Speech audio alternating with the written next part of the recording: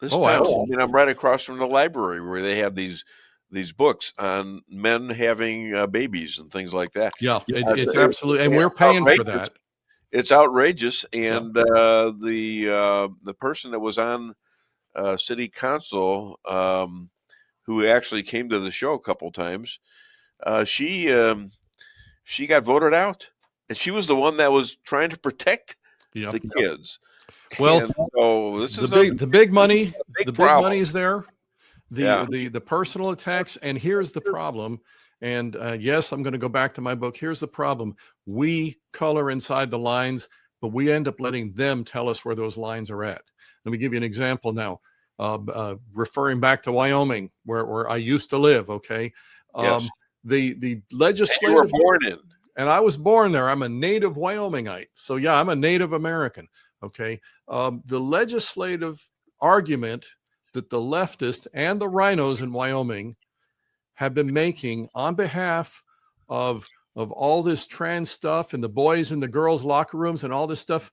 We're not going to support a law protecting girls from boys going into their locker room, which is something any decent parent would have fought for only a few years back. We're not going to support that law.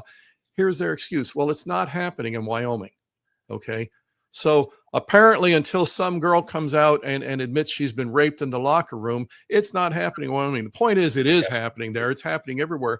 But when they use an excuse like this, and our side says, oh, well, okay, if it's not happening, if you say it's not happening, we're just going to back off because I don't want to be controversial. Well, We enable that. Trump going and defunding Maine, and Maine now has given up.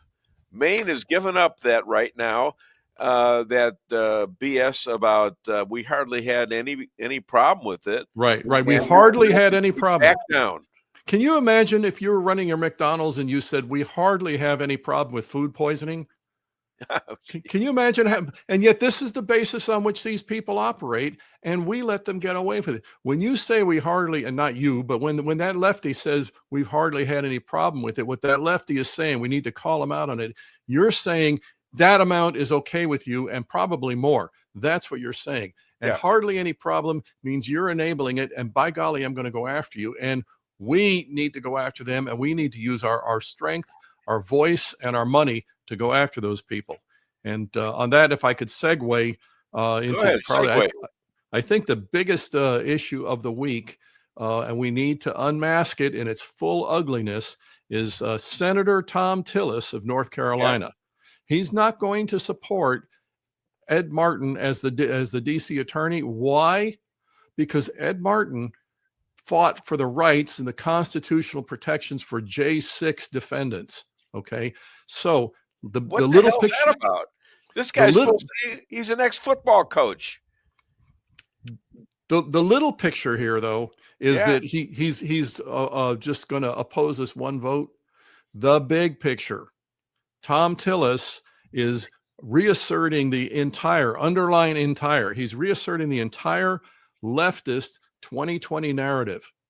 Joe Biden was legitimately elected. America wanted socialism. America wanted all of those leftist judges that are fighting to keep the border open and fighting to keep us from deporting these criminals, these gang members. Okay, all of that stuff that is literally has been wreaking havoc on innocent Americans, that those leftist judges and that leftist political establishment is fighting for. Tom Tillis, Republican Tom Tillis, is on their side. And what we've got to do now, it's still early 2025. He's up for election in 2026.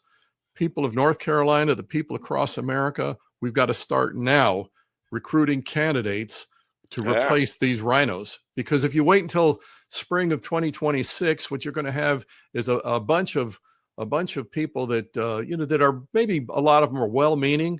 They have no clue what they're getting into. They have no clue. They have no savvy about how the process works. And they throw their name in the ring, and you get 6 well-meaning conservatives, and you get 1 RINO in there, and they split. This is in the primary. They split the conservative vote 6 ways, and the RINO wins with 18% of the vote. He wins the primary and then goes into the general. Well, you changed that voting situation, didn't you, in Wyoming. That's in some of my notes here. Well, I will claim some credit for part of it, because I will tell you there are people there, and you ought to have them on your show too. You'd love them. There's Chip Nyman, who's the Speaker of the House.